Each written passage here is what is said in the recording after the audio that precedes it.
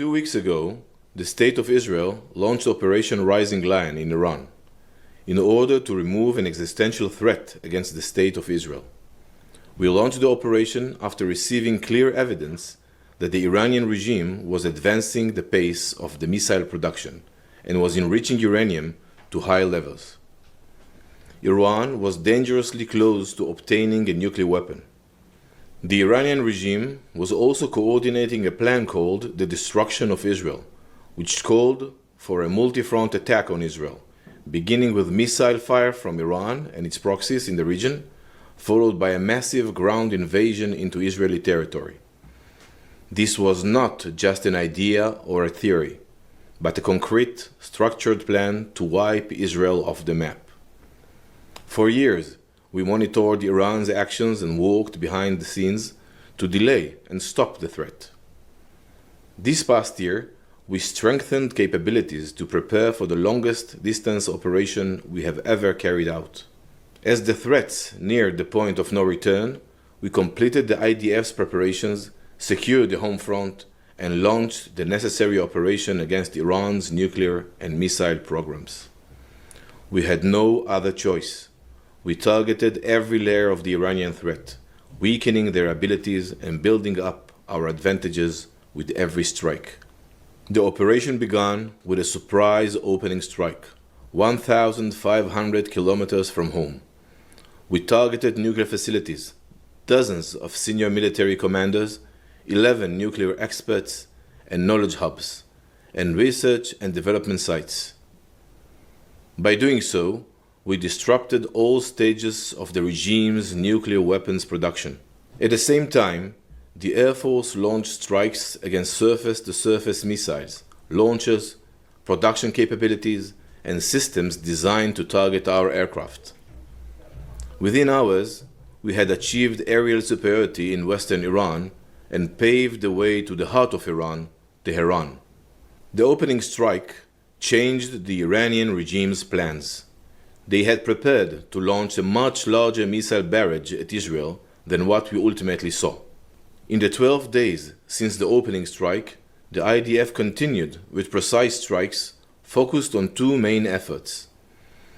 The first was against the Iranian regime's nuclear weapons program, which had rapidly advanced toward a full nuclear weapon.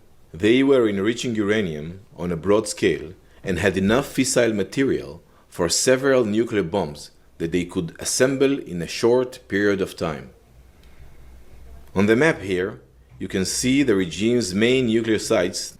These are the key facilities in the production chain for a nuclear weapon core. In this image, you can see the first site, Fordow, a uranium enrichment facility built dozens of meters underground and carved into rock. It was struck by the US military. The second site, Natanz, is Iran's largest enrichment facility. It has been operational for years and contains the infrastructure for enrichment to military levels. The significant damage to these two sites has removed the Iranian regime's ability to enrich uranium to military-grade levels at this time. The third site struck was the conversion facility near Isfahan. We struck critical components in the production chain of nuclear weapons. We struck thousands of centrifuges, production sites, and infrastructure. We also struck the inactive Arak reactor. Striking this facility denied the regime the critical capability to produce plutonium, another material used for nuclear weapons. The elimination of 11 nuclear scientists directly involved in nuclear weapons development was a critical blow to the regime's ability to continue its nuclear weapons program. The second effort targeted Iran's missiles and UAVs, which the regime had planned to launch towards Israel from different locations in western Iran. In recent months, military intelligence identified that the Iranian regime was taking steps to drastically increase missile production to reach 8,000 precision missiles, a direct threat to Israel within the next 2 years. We struck missile production capabilities, launchers, and surface-to-surface missiles. On this map, you can see that we struck more than 30 facilities responsible for producing components and materials for the ballistic missile program. We set back their missile production, especially for long-range missiles that directly threaten Israel. We destroyed over 50% of the missile launchers and damaged dozens of components. We eliminated senior Iranian military commanders, including the top 3, and later one of their successors. More than 30 senior commanders were eliminated. There is no safe haven for our enemies who seek our destruction. This map shows the full impact of everything I've just explained. We removed the immediate existential threat to the State of Israel. This threat must never be allowed to resurface. We struck the head and its proxies on our borders and beyond. The Iranian nuclear project was struck across all components. The nuclear project has been set back by years.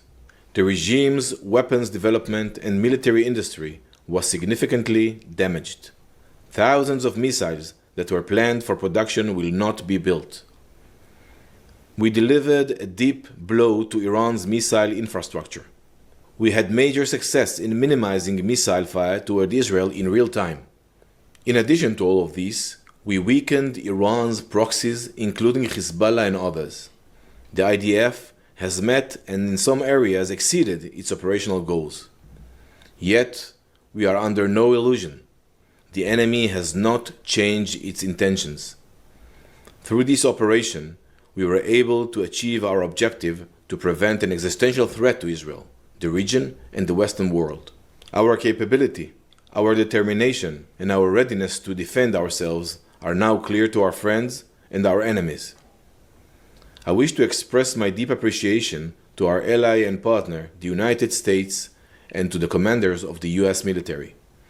Years of close coordination, built on shared values, have been vital to security across the region. During the operation, approximately 530 missiles and 1,100 UAVs were launched from Iran toward Israel territory. Most were aimed at population centers. The Israeli Air Force and Navy intercepted many of the missiles and 99% of the UAVs launched at Israel, most of them outside Israeli territory. Our defense systems significantly reduced the impact.